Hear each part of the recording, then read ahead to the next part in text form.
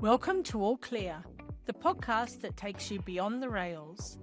Brought to you by the team at Australian Jumping, this podcast dives into the stories, the people, and the horses shaping our sport. Whether you're a seasoned competitor or simply love the thrill of the clear round, All Clear delivers the conversations that matter. Hit subscribe and join us for a fresh perspective on the sport you love.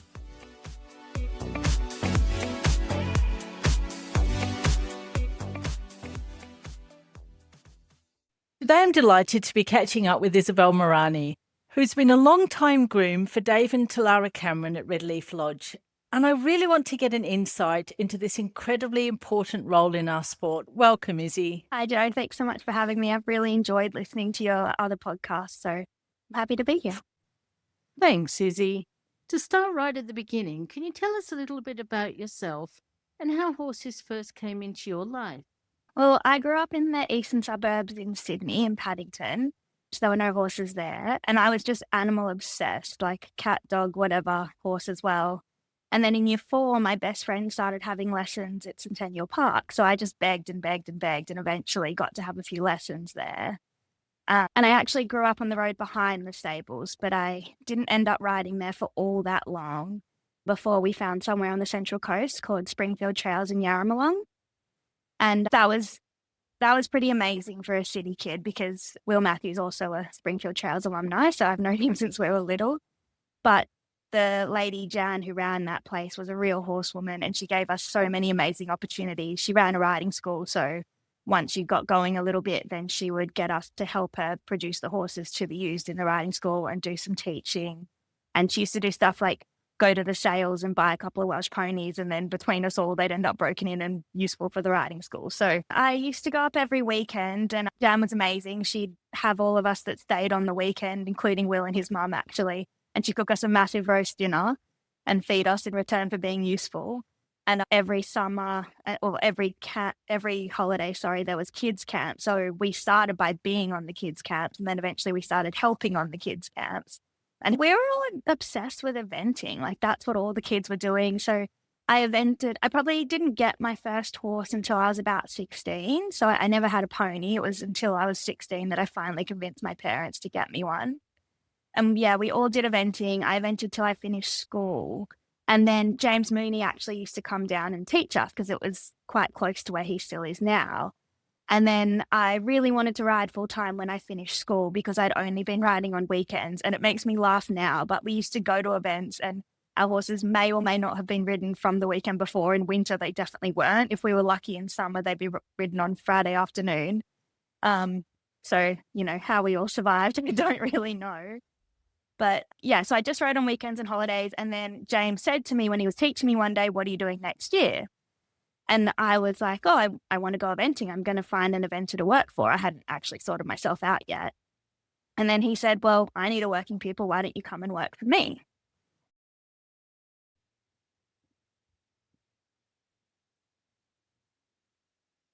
I mean, if you ask my mom, it's still not my career. She tells everyone I'm still on my gap year, but I finished school a fair few years ago now. No, I was going to do that for a year, and then I was adamant that I was going to be a vet. That's what I'd always wanted to do and said I was going to do. So I ended up doing 2 years at James's place. I squeezed out another year, and then I went down to Wagga and did a year there. I'd just missed out on getting into vet. So I did a year down there of equine science. I thought I'll do that. I'll get the marks I need and I'll transfer. But by the end of that year, I realized I actually didn't want to study for 6 years. So then I came back to Sydney at the end of that year. And that's when I met Tara and Dave and I started having lessons with Dave. I actually took a job working for Linda and Bonnie Martin because I was still studying just online. And so it was a job that I could have my horses there and I could work off my rent and my adjustment. So I started doing that. At the time, Bonnie was pregnant. So Dave and Tara were actually riding all her horses, and she had probably 4 or 5 competition horses at that point. So that's how I met Dave and started having lessons with Dave. And I had a horse at the time that was probably not quite what I needed. Like, I really wanted to jump the amateur show jumping classes at that stage, and he had a 1.10 meter limit, really. So then Dave was riding a horse for Angela Shacklady, who owned All Luck for Shane, that he'd been sent from Shane. And we've actually been sent a few horses from Shane over the years now that he's thought might be better show jumpers. Anyway, and then Dave said, I have this horse. I don't really want to ride it. Angela would probably give you a go with it just to find a situation for the horse that works. So why don't you come and have a ride? And at that point, I didn't work for him, but I thought that was pretty cool. So he got me the ride on this horse. And then I worked for him at Ozchaps. He needed a groom and I really wanted to go, but didn't have a way of getting there. So then I worked for him there. And then I thought, oh, I think I'd like to work for you.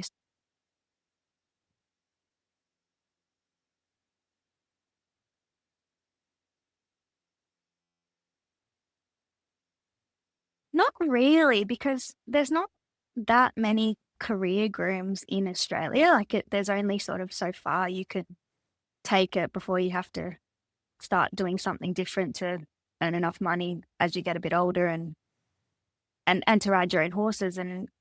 And so then I probably never really had massive goals with my own riding. Like I really like riding. I have 2 horses now that I'm really excited about, but I don't, I never have said, oh, I really want to jump a World Cup, because if that may, or like, that's not really ever been a goal for me. I just want to have horses that I like riding and I feel like I'm improving on, and that my training is improving. And then that whatever happens within that is sort of enough reward from me. But then I've just also been really lucky in that. So I've been at Redleaf for, I think, 12 years now. And my role within that has been able to grow so much. And Tal has always been amazingly flexible. When I decided I wanted to start teaching, I think it was around 2020. I'd always liked teaching when I was a kid. And then I decided, okay, I want to go and do a bit more of that. And she was really good and let me do half days. So then for a little while, I would work at Redleaf in the mornings, and then I would drive to Terry Hills and do the afternoons there in a riding school. And I did that for, I don't know, 6 months or something until I got going. And then I started doing a bit more freelance teaching. And because it was COVID, we didn't have many shows. So it was a really good time to get going with my teaching. So probably up until last year, or I probably did it a bit less last year, but until the year before, I was doing quite a lot of teaching in Duffy's Forest. I'd go twice a week, but we've gotten a bit busier at Redleaf now. So I haven't been doing as much as I probably could have or would like to. It's just hard to fit it all in, really. How would you describe, I guess, what a professional groom does on a day-to-day all day, but then also obviously, show groom is a different thing? I think basically my job is just to make like Tal and Dave's life easier. When I first was there, and there was 55 horses on the property, and there was a lot of horses getting ridden every day, and we had much more staff than we do now. So it was just a coordinating role, really, like trying to make sure that we were being efficient about doing the feeding and the mucking out and getting the horses organized in time, and being on to noticing anything with the horses, because it's easy when it's a production line, you're just getting through them for little things to get missed, and then the little things become big things. So just sort of trying to keep an eye on that and trying to make sure that I handle the horses myself enough that I feel like I'm on top of them. And then back then we had quite a few like Grand Prix horses, so then they just take more time to look after. And I was really lucky at that time because the grooming was really exciting, because they did win a lot, and we had a couple of World Cup horses, which you think when you have a couple of World Cup horses in your team that it's not that hard. And then, those ones get sold or go overseas, and then you think, oh, it's actually a long way to get the next one, and there's not that many of them. But then it got to the stage where Dave was thinking about taking some horses overseas, and they sort of said to me, oh, would you like to go? And I was like, well, yes, of course I would like to go, as if I wouldn't like to go. So then in 2016, which I can't believe is 10 years ago now, we took Dyranta and another horse with her to Europe, and I got to base there for 6 months. And I probably didn't get the experience that I would have loved to have had, or, all of us would have loved to have had, because Di got a little injury at one of the first shows we did. And then we stayed there for a bit and we rehabbed her, and she sort of came back, and then she sort of didn't. And we ended up bringing her home in fall. So that was a bit sad. But I still learnt so much, and we were actually based with Yandu in Germany, so that was pretty easy. Like the logistics of everything were very easy to work out because they looked after us, and they had an Irish guy, Wayne, working for them at the time, who ended up coming back to Australia as well. But he was really experienced and he really knew his stuff, and it was great to be able to learn off him, and he helped me with my riding a bit too, mainly on the flat. So yeah, there was heaps of positive, good things about the experience, and I got to do a bit of traveling while I was over there. I got to fly with the horses from Sydney to Amsterdam, which was crazy, but a really cool thing to experience. So yeah, there was so many parts about it that were amazing, and it was just a bit of a shame that we didn't get the run that we would have loved to have had. Do you think, did that inspire you even more, just seeing the sport over there and just seeing it at that level? Did that sort of, inspire you to go, yeah, this is something I love being part of it. And yes, I don't want to jump at that level myself, but just to be able to be there on the sidelines and watch all of this, it's just worth it. Oh yeah, it was amazing. And there's just so many amazing horses over there. And not that we don't have great horses here, and the quality of the horses that we're getting is better and better because we have some amazing breeders here improving the horses that we have. And so it's much more accessible to get, well-bred horses than it was probably 10 years ago for most of us. But yeah, it was amazing and I loved it. And I do love the sport. Like I really respect the good horses and the good riders. And like I came back and I felt like even without jumping while I was over there, I felt like I did a better job on my own horse just from watching. And I did really, really enjoy it. A quick shout out to Divas Beverages, who continue to back our sport. Their VCAT vodka isn't just popular, it's award-winning, Australian-made and crafted with the same care and commitment we see in every great horse and rider partnership. So when you see VCAT behind the bar or on the shelf, remember they're part of the reason we can keep having these conversations. Now back to our guest.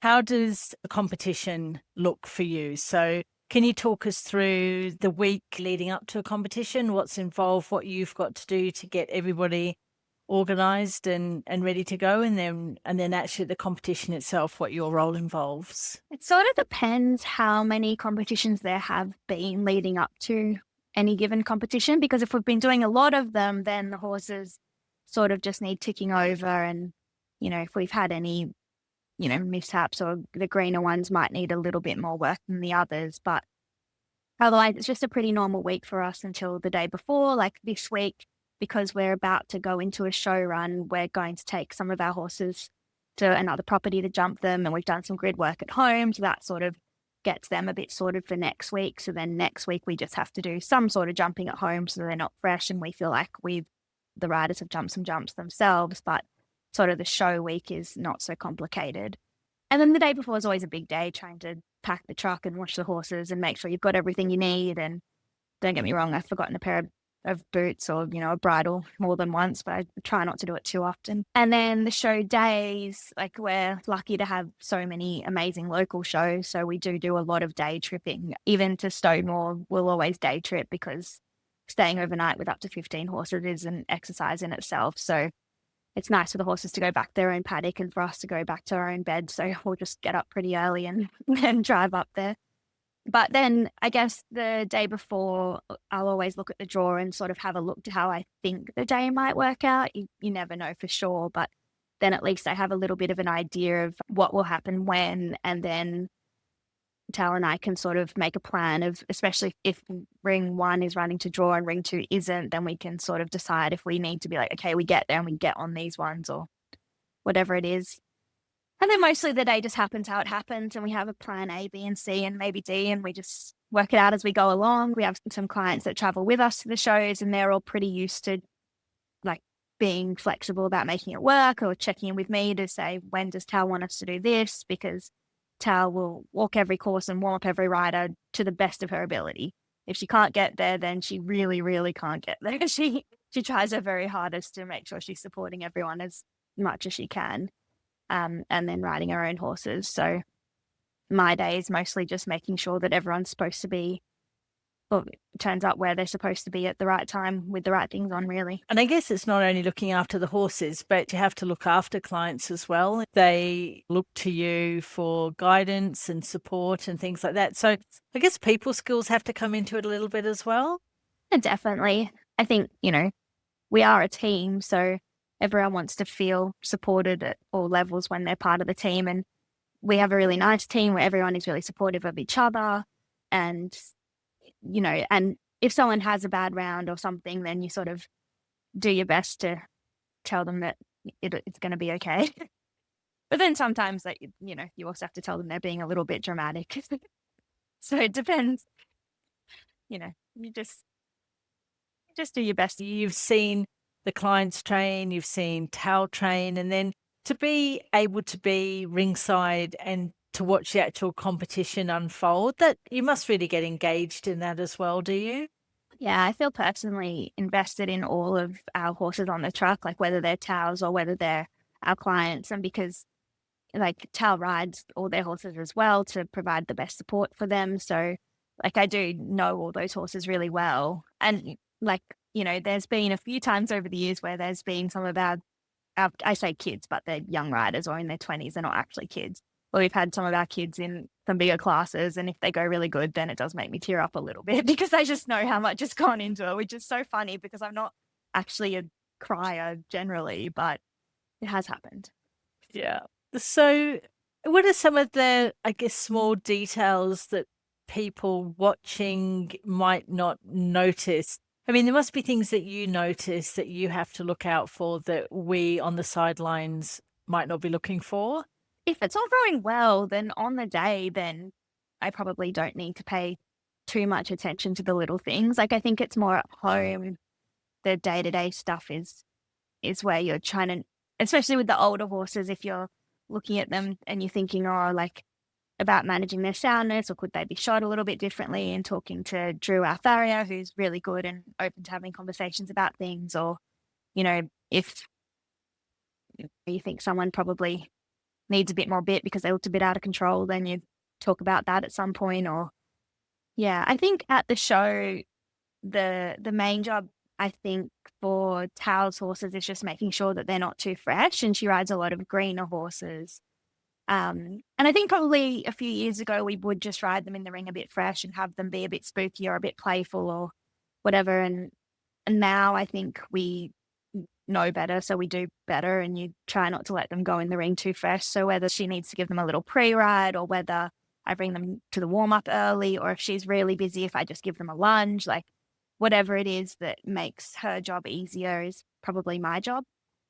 And that's something that I really learnt when I went to America, which I did in 2018. I did 10 weeks at the winter circuit with Grace Long and Tom Bebb, because Grace had worked at James Mooney's place when I had been there. And she'd been over there for years, and she kept saying you should come over. And then I finally got to the point where I thought, you know what, I would actually like to do that. So I just went and did, 2.5 months, and it was awesome. And I think, and it was very different to Europe, but still amazing. And I think one of the biggest things I took away from that experience was to not ride fresh horses in the ring. They just don't do it. And I think a lot of it comes from the hunters, which we don't have, which have to be really quiet, and it's a completely different sport. And those horses, they never ever go in the ring fresh, and they sort of apply that to their show jumpers too. And then I was standing there watching going, they don't look like they're out of control the first round of the show, and maybe you don't have to. At a show, what would you say the biggest pressures are? I guess for me, watching from the sidelines, I would think timing and organization. Is that your biggest pressure? Yeah, definitely. Trying to make sure that the horses are organized in time. And, depending on how much help I have, depends how organized I need to be. If I've got a lot of help, then you can get a horse ready pretty quickly. But if I'm riding one or two horses myself, then I have to be pretty organized to make sure that Tals are where they need to be with the right things on at the right time. And, heaps of our team are amazing. And if I'm flapping, I'll say, chuck these boots on or whatever, and they're all happy to do it. And so mostly it works out. I think the hardest thing is sometimes when you think something's going to happen in a certain order, and then for whatever reason a ring is held up, and then you've tacked up the wrong one, and then you're trying to get the other one organised and it doesn't happen. And you're like, oh, I really could have done myself a favour 20 minutes ago. But anyway. Horizon Show Jumps was founded by people who genuinely love the sport, and that shows in everything they do. What started back in 2013 as a search for better quality jumps has grown into one of Australia's leading suppliers, with their fences now seen at major events like Melbourne Royal, Equitana and AusChamps. Horizon specialise in custom-made jumps for private arenas, eye-catching sponsor fences that really make brands pop, and a full range of hire equipment with designs that are regularly refreshed so courses always feel professional and current. And now Horizon are also building high-quality stables, carrying that same attention to detail and understanding of horses across your whole setup. So if you're looking to lift your arena, your barn or your next event, head to horizonshowjumps.com.au. And now back to our guest. Yeah. We're here now. At the beginning, you mentioned when Dave was here and the World Cup horses that they were riding. What are the most memorable show moments for you when you look back over your time? I guess like Dave won a couple of World Cups, which was pretty cool. That's not that easy to do. And then Pal had a horse called Copperbella Verde who she sold to Izzy Guinness, who took him to America, and he's not with us anymore, but he was my absolute favourite. I just loved him. He was a quirky little guy and he was a real pet. So, and he was a World Cup horse and he did a lot of, like, whenever there was a novelty thing or a teams thing or whatever, it would always be, we called him Gremlin. He would always be the horse that did that. So, yeah, there was those years of having Gremlin and Dyranta that were pretty special because we had those horses going to every show and those horses were amazing and did a lot of amazing things. So, and then I remember there was one year at Elysian where I think it might have been after Di had come back from Europe, and we sort of at that time didn't know if she would jump again. And she came back and she jumped the Gold Tour at Elysian, and I think she might have got a ribbon in the final. I actually don't even remember, but I just remember it being a really big deal and being like, wow, this horse just tries its heart out every time it goes in the ring. And she was so careful and a little bit unconventional, but like, you know, when you know how much that horse has gone through and then she's there and she's trying her heart out again because she doesn't know how not to, like those moments I remember. Yeah. Have you had any hairy moments at shows? I do remember actually, we just went back to Canberra Royal the other week and it hasn't had jumping for years. And it was awesome. Tim and Stu Drevman did an amazing job running the jumping and it was great. But I do remember one year we went there and at that time you had to lead the show jumpers through the whole main arena. And they had everything going on at once, which they always do at the ag shows. But they had some horses doing some sort of camp drafting thing. There was cows. That's all I know. Anyway, I was leading Di through the main arena before her class, and one of the cows got loose and cantered straight. Did cows canter? I don't know. Ran straight at me, and she, of course, freaked out and she got loose. So then she's cantering around the main arena with the reins over her head, and I was like, "Oh, that's bad. I think that's pretty bad. If she doesn't break her bridle, that will be a miracle, let alone herself." Anyway, so then I finally caught her, and I was stressed, and I walked over to the show jumping, and I was like, "Oh God, Dave's going to be not very happy about this whole situation." Anyway, he'd gone to the bathroom and missed the whole thing. He just walked around the corner and just saw me standing there and didn't realize that anything. And I was like, oh, I guess I better tell him because everybody else saw it. You'll be told one way or another. Yeah. And then, yeah, I mean, there was another time I let a young horse go at Syac down the hill. You know, sometimes the young horses get to the top of the hill and they look out and they think, oh, not for me, actually. That looks scary. So she'd gotten away from me and Tal and Dave was sitting in the grandstand on the other side of the main arena because it was back when we were using the Olympic arena.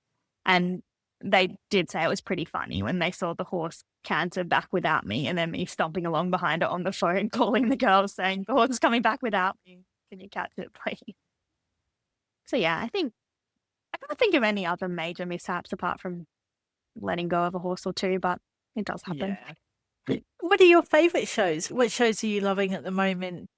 I think we're so lucky to have people like Chrissy Harris and Edwina doing what they do and running amazing shows and getting in international course designers, because I think that while Australia will never be America or Europe in terms of the numbers and potentially the quality, the things that we can do to improve the standard of the jumping in Australia is by having, firstly, good course designers, and secondly, a good surface. So if you have both of those things at a show, then technically your show can be as good as anywhere in the world. So I think that we're really lucky to be in Sydney and have people like that doing what they do. So, and Stonewall is amazing.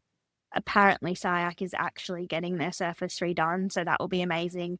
And I'm involved in running the SJA shows, but SJA has also been a pretty amazing addition to the calendar. They're big weekends for us because when you help run the show and then you also have as many horses as we do going to the show, they end up being big days. But every time I'm there, I'm just like, oh, this is just amazing. There's nothing better than a good grass arena, and the polo fields is the best that it gets, really. It must make a difference to you as well, like the layout of a venue. If you've got so many horses and riders, from your perspective, how many miles you have to cover. Oh, definitely. Definitely. I cover a lot of miles at the shows. And I have to say, SIAC is not my favorite. There's a lot of miles covered on those show days.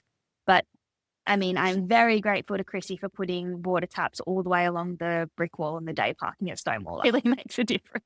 You mentioned you've got 2 horses. Tell us a little bit about those and how you fit those into your week.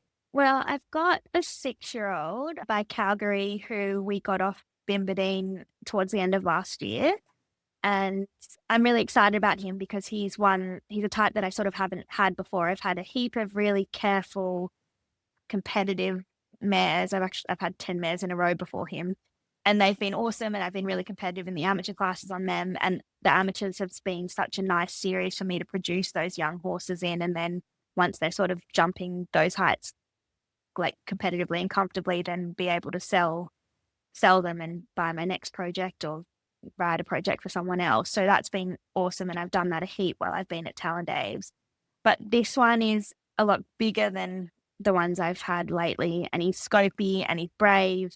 And so even though I don't have any, like, I'm not like, oh, I definitely want to jump a mini pre, I also think I'll probably jump bigger jumps on him than I've had so far. So that's really exciting.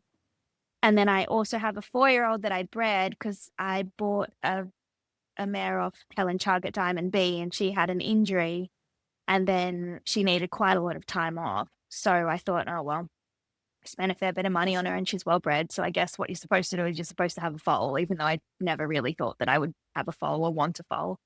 Anyway, so I bred him, and I bred him to Cocaine of Jennifer Woods, partly because his temperament is amazing, which we now have all seen with his tiny little jockey and Lucy Wood.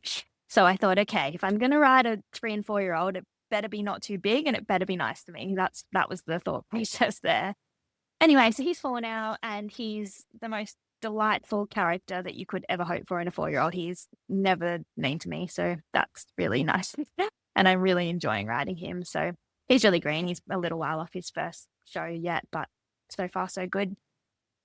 What about the coaching? Are you still finding time to do some coaching? Look, I would like to find more time. I have a couple of local ladies that I help, and that's good. I really, really enjoy it.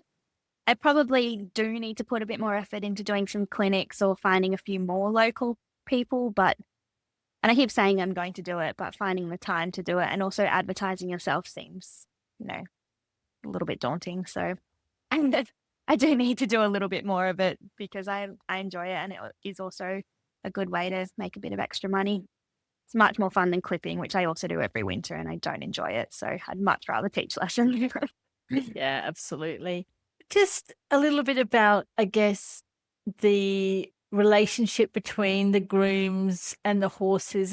I think you can't do this job if you don't love the horses. Like you've got to love them as pets and also and like I'm not very big, so I'm tough on them on the ground because I think it's nicer for both of us if I'm not worried about getting stepped on and they also respect me so I can respect them. Like I think that's a nice situation for all of us. But I think, there's no one that knows them better than the person that is catching them from the paddock and dealing with them every day. So, and like, I like all of our horses. I'm luckier. We don't really have to have any horses that are, not fun to be around.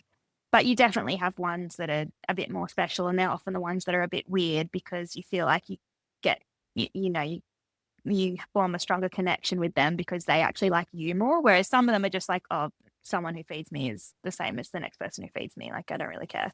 But then some of them do really like people, and they're the ones that are easier to like a bit extra, even though you're not supposed to have favorites. Like Tal has a horse at the moment that is her main horse, Coolio, and he's a real pet, and he's got so much personality, and he loves treats, but he's not rude about it. So you feel like you can actually spoil a nice horse to have around. It must be hard as well because you would get as attached to them as the owners do and their riders do. It must be hard when they get sold on. I mean, even if you know they're going to a good home, that must be pretty hard as well for you. Yeah, definitely. And I do a lot of the sales stuff for Redleaf now. We ever advertise a horse, it's me that answers the phone and tries to match people with horses. And the more I do it and the more experience I have, I find that I'm able to be pretty tough on who actually comes to try them because, you don't want people just coming for a joyride. Like, I can tell pretty well now from just a phone conversation, or I'll often get them to send me videos of them riding, to then you sort of half know if it's going to suit at all before they come. And personally, I've sold a fair few horses since I've been at Redleaf over the last 12 years. And so far, not a single one of them's been resold, which is like, I feel pretty happy about that. And it won't last forever. At some point, they'll be resold, but you do feel like that you're doing the right thing by them if you're putting them in a situation that it works out. And, our job is to try and educate the horses so that then they can have a nice life. Absolutely. So what would you say are the toughest parts of your job? I feel lucky to live this life. Like, I never get up and don't want to go to work, which is pretty amazing. And I think that's the main reason I'm still doing it all this time later. I guess the big days do wear you out. Like, some of the show days are 3 a.m., 3-something a.m. alarms. And then if you're day tripping to Stonewall, then you might still be feeding horses at 8 o'clock that night. And then your alarm might be going up at 3-something the next day. So, it can be tough to feel like you stay sort of in a way that you can do the best job that you can when you ride your own horse, and you feel like you stay in a good mood, because at the end of the day, like, sleep's important. But I do think you also get a bit used to it, and it's also only a few days at a time. So I do also think you get better at being functional on less sleep when you've had a bit of practice. Yeah, absolutely. And there's a lot to be said for working with the animals that you love, being outside, not being stuck behind a desk. Oh, definitely. Like, that's it. And it is an amazing lifestyle. Like, I don't take that for granted. It's a pretty cool way to live, to go to work and just, ride horses all day or help Tal ride horses, either or. It's not a hard way to live. Yeah. Do you think the role of grooms is fully recognised within the sport, I guess at the high levels? I would like to think the good bosses probably do appreciate their grooms in the capacity they should be, because like, good grooms really, really make a difference to both the riders and the horses, and allow them to just do their jobs and worry about the best way to do their job, instead of wondering if their horse is being looked after or if things are being missed. And like, so much of, like, I think the more I learn and the more I do, then so much to do with horses can be downscaled if you catch it early, like whether that's, a skin thing or a foot thing or a behavior thing, whatever it is. The earlier you're onto it, then the smaller problem you have to deal with. So if you're observant and you pay attention, then you can notice when things change or things aren't as they should, or even like changes within them. Like, if you think that they're not as relaxed as they could be, or they're a bit sore, then you can get the osteo to them earlier rather than later, and that's always a good choice. So yeah, I think the value of a good groom is having them actually. It seems to me that marketing horses is challenging, and that there has been no quick and easy platform dedicated to connecting performance horses with potential new owners. So I developed Pro Horse Match to do exactly that. Based on the concept of a dating app, you can save your preferences, e.g. discipline, competition level, pedigree, age, price range, etc., and receive email and push notifications when a horse is listed that meets those criteria. Most importantly, listing a horse is quick and easy and can be done in less than a minute. The in-app chat is a key feature of the app, allowing for a real-time discussion between sellers and potential buyers to determine whether contact details are shared and the conversation should be taken offline. It is currently free to list with no payment details collected, so I encourage you to visit prohorsematch.com and join the hundreds of users already registered and check out the quality horses listed. Now back to our guest. Care about your horses and treat them like their own. That's the biggest thing. Do you think there's anything that needs to change in the industry to encourage more people to go into professional grooming roles? I mean, I guess most of us start doing it because of the love of it. The hardest thing is that there's not a whole lot of money to be made. So I think that's why there's not that many career grooms, because you get to a stage where you sort of want to do, you want to, I don't know, start saving for a house or whatever. And so I think that, I mean, I personally don't, but some people do. So then I think that becomes a limitation. And also, even from when I started, the shows are so much more expensive now than they used to be. So to run your own horses is so much more expensive now.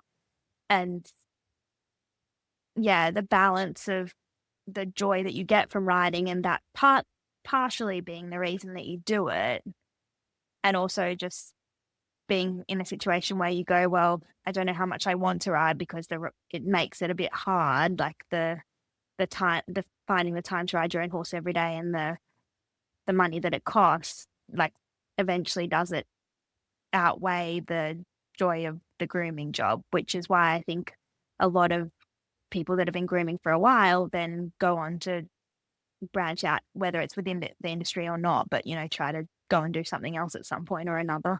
And I've just been in a really lucky situation where Tao has been so flexible and allowed me. She's never said no. Like, if I want to go and do anything, she pretty much always says yes.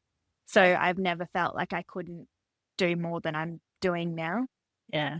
It must be tiring. It must be exhausting. I always see you, at a show, you're running around, you're helping everybody, and then, you're normally the last one out in the class. You finally get on your own horse, and Tal's got the time to warm you up.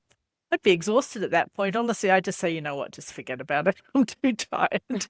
I do get excited if I have a morning class. I'm not going to lie, because I have been the last rider on course a lot of times at a lot of shows. And so if I get to ride in the morning, that's that.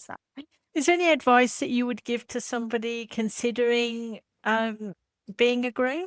It's an awesome job to have. It really teaches you so many things. It teaches you to be efficient. Like, I have a friend, she's also called Izzy, actually, who I worked with a few years ago, and she's now a psychologist, but she always says that grooming taught her to be efficient more than anything else she's ever done in her life. So, being a little bit under the pump is actually, I think, teaches you a lot of things.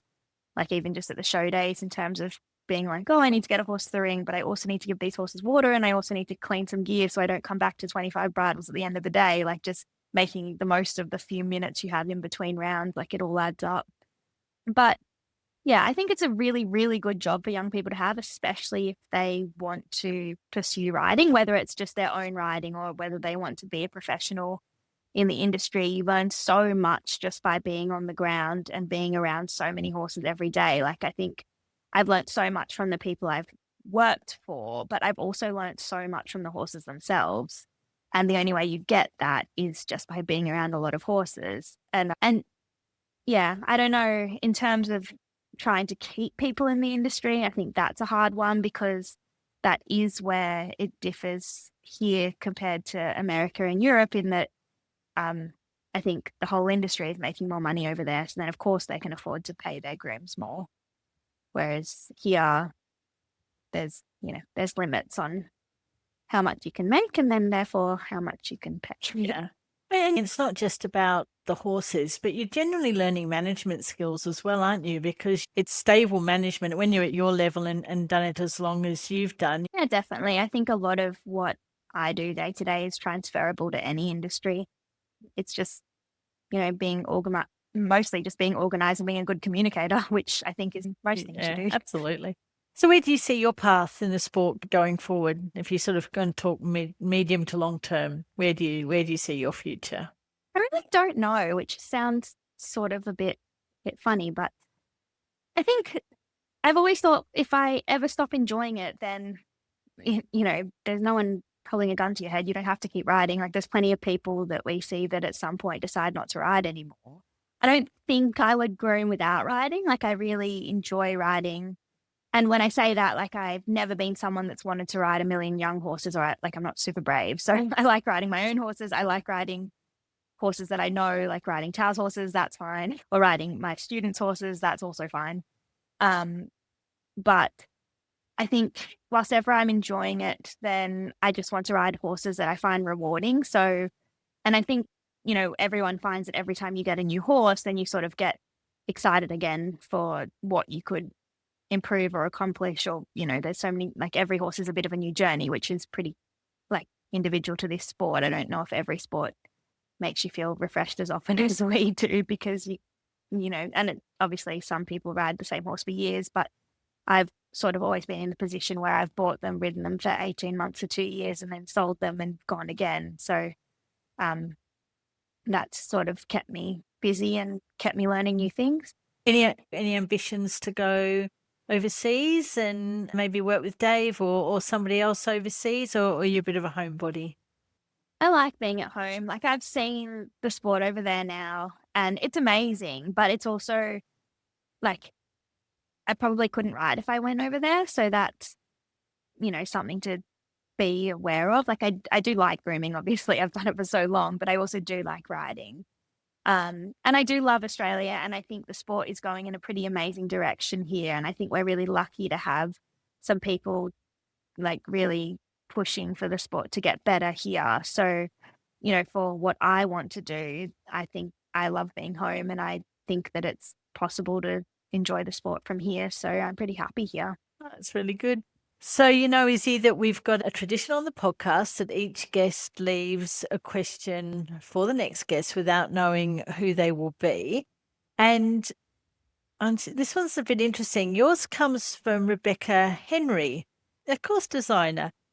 She wants to know if, I guess, for course designers, from a course designer perspective, is coming up through the ranks, sometimes they can get maybe a bit of a fright from feedback that comes from riders. Maybe that feedback's a little bit too strong, and there's been some situations that she's aware of where, course designers have just gone, right, not doing that anymore because of, I guess, the feedback.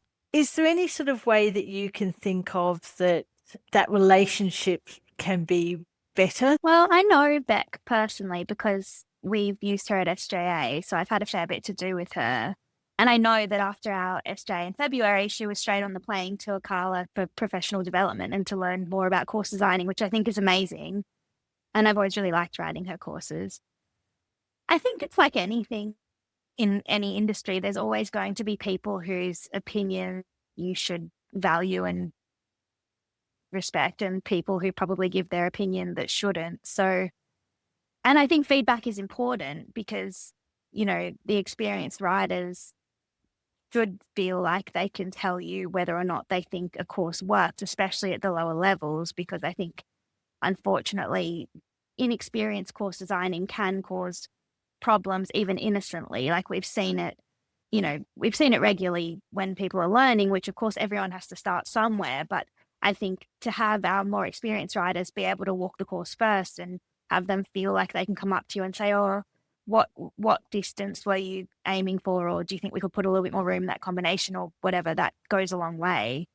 And I think it's hard too, because the transition from these course designers when they first start and they're probably in ring 3 and they have a lot of inexperienced horses and a lot of inexperienced riders and potentially not the best surfers, to then transitioning through to trying to build a bit more seriously at a higher level on better ground with better riders, it is a really tough thing to navigate. And I think that we should be so grateful to any of these course designers that are putting in the hard work to learn more and to do a good job for us, because, you need them.